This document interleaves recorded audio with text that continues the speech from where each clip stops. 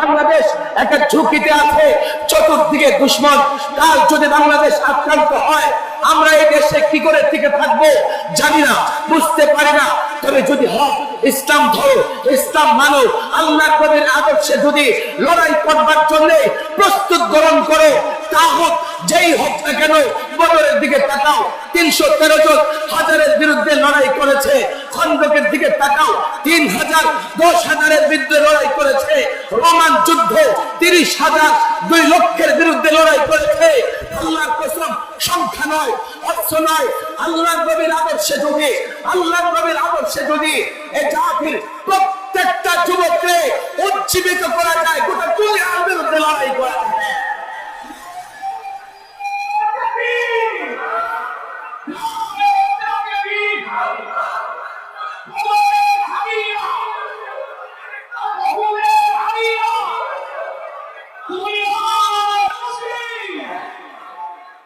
এই ভূখণ্ড পরিচালিত হবে কোরআন সুন্নাহ দিয়ে, এই ভূখণ্ড পরিচালিত হবে আল্লাহর নবীর আদর্শ দিয়ে।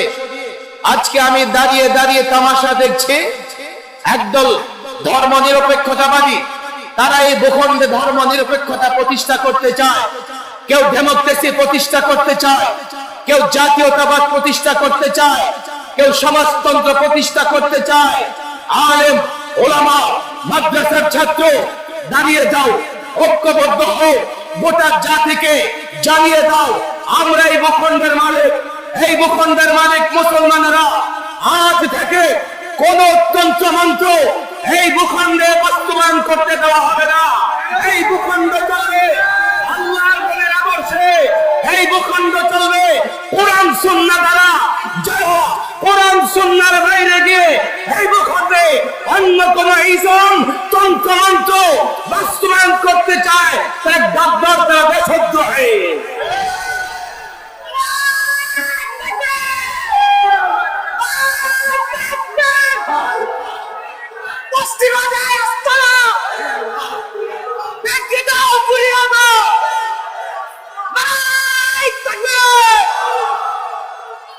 সিরাত সম্মেলন অনেক হয়েছে, হচ্ছে এবং হবে।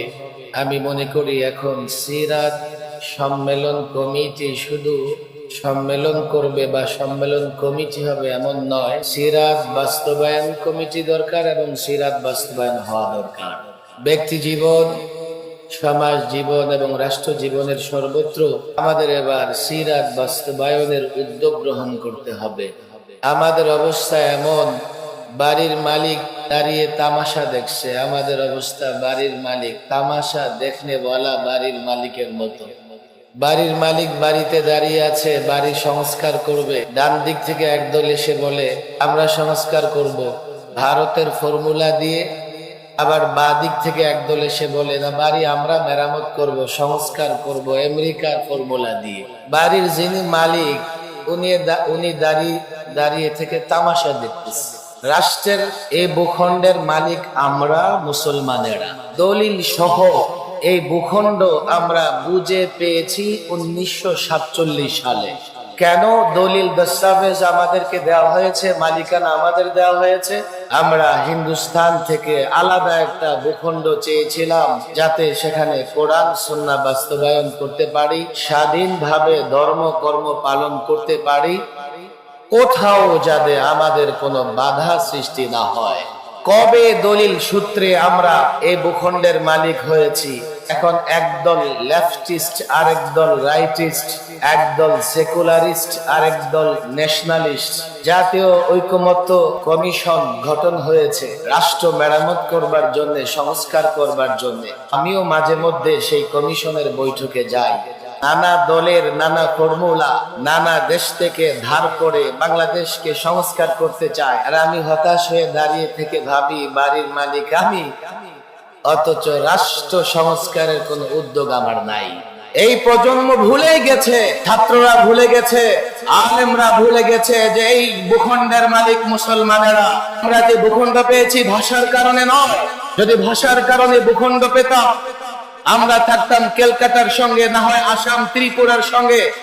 যদি আমরা এই ভূখণ্ড পেতাম, ভালো করে বুঝবেন, ভাষার জন্য আমাদের ভাষা পশ্চিম পাকিস্তান পাকিস্তানিদের সঙ্গে মিলে না, আমাদেরকে কেন পূর্ব পাকিস্তান পশ্চিম পাকিস্তান দুটো খণ্ড অংশ মিলিয়ে একটা রাষ্ট্র কেন করা হলো?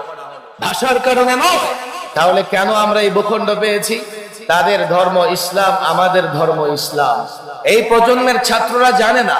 আমরা যখন 47 এই ভূখণ্ড পাই, এই বাংলাদেশে স্বাধীনতার পতাকা যিনি 47-এ স্বাধীনতার পতাকা যিনি উড্ডীন করেছিলেন একজন আলেম, বড়কাটোয়া মাদ্রাসা লালবাগ মাদ্রাসার মুরব্বী শাইখুল ইসলাম হযরত মাওলানা জফর আহমদ উসমানী রাহিমাহুল্লাহ।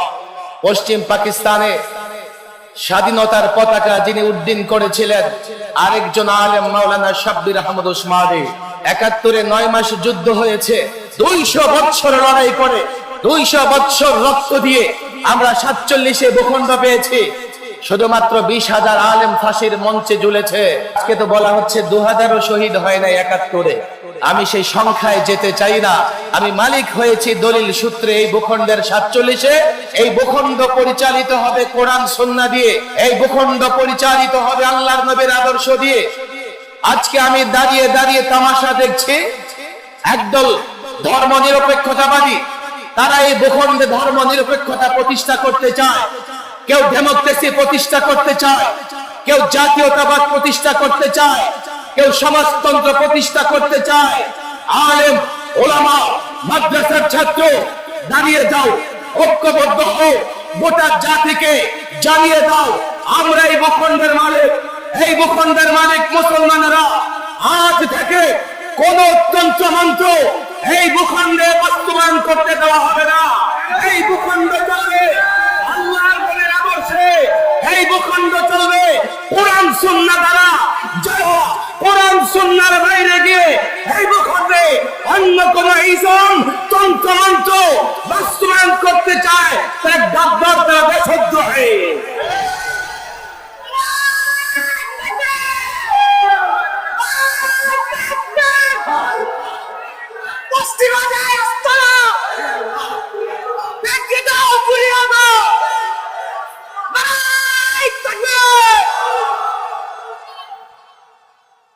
ডাক্তার আসছে রোগীর চিকিৎসা করবে। আমি প্রায় বলি, ঘরের কর্তা ব্যক্তি অসুস্থ, বড় ছেলে ডাক্তার নিয়ে আসছে হোমিওপ্যাথি, মেজো ছেলে ডাক্তার নিয়ে আসছে অ্যালোপ্যাথিক, আবার ছোট্ট ছেলে ইউনানি চিকিৎসার ডাক্তার নিয়ে আসছে। এবার ডাক্তারদের মধ্যে ঝগড়া।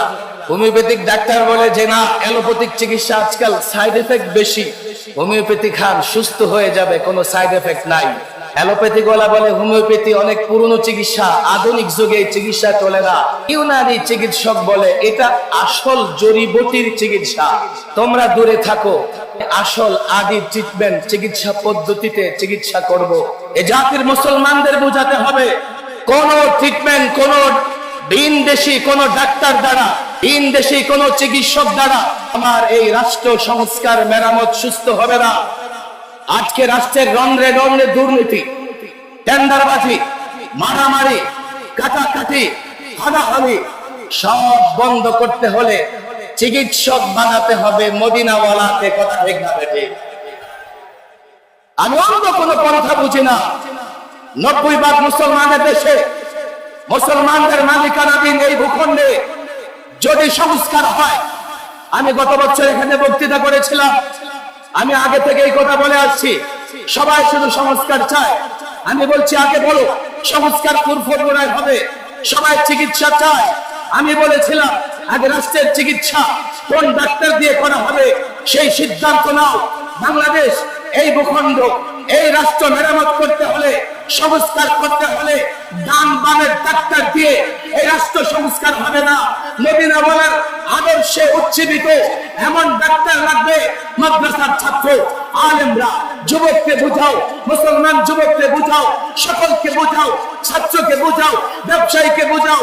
যদি শান্তি চাও, যদি শৃঙ্খলা চাও, যদি মনে করো এই বাংলাদেশে ইজ্জতের সঙ্গে বসবাস করতে পারবে, বসবাস করবে একমাত্র আল্লাহর নবীর আদর্শ ছাড়া কোথাও অন্য কোনো ট্রিটমেন্ট ডাক্তার চিকিৎসক খুঁজো না, নিরাপদে থাকতে পারবে না।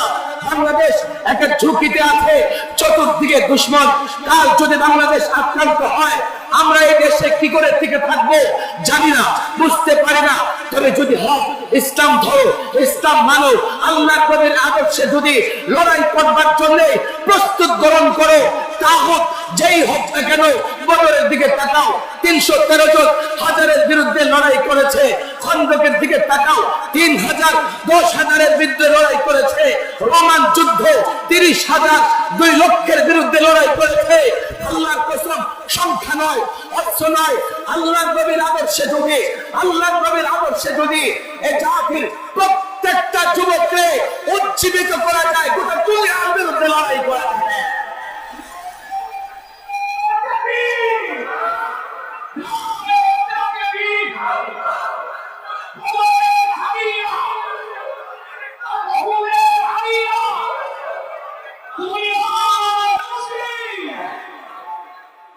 আমাদের একটা চ্যালেঞ্জ গ্রহণ করতে হবে, যেটা হচ্ছে জাতির যুবকেরা জানে না আল্লাহর নবীর আদর্শে তাদের মর্যাদা, তাদের সম্মান আছে। জাতির যুবকেরা জানে না।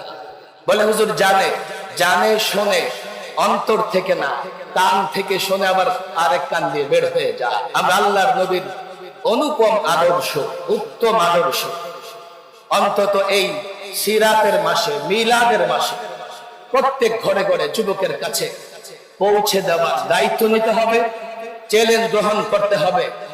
আমার বিশ্বাস এইভাবেই এই একটা প্রজন্ম তৈরি হবে, যারা আগামীর বাংলাদেশে ঘোষণা দিয়ে দিবে যে আল্লাহর নবীর আদর্শ ছাড়া অন্য কোন আদর্শ ইজম মানব না, দেশ অন্য কোন ইজম দিয়ে মেরামত করা যাবে না। আল্লাহ তাবারক ওয়া তাআলা এই চ্যালেঞ্জ গ্রহণ করার তৌফিক দান করুন। ওয়া মা তাওফীকি ইল্লা বিল্লাহ ওয়া মা আলাইনা ইল্লাল বালাগ।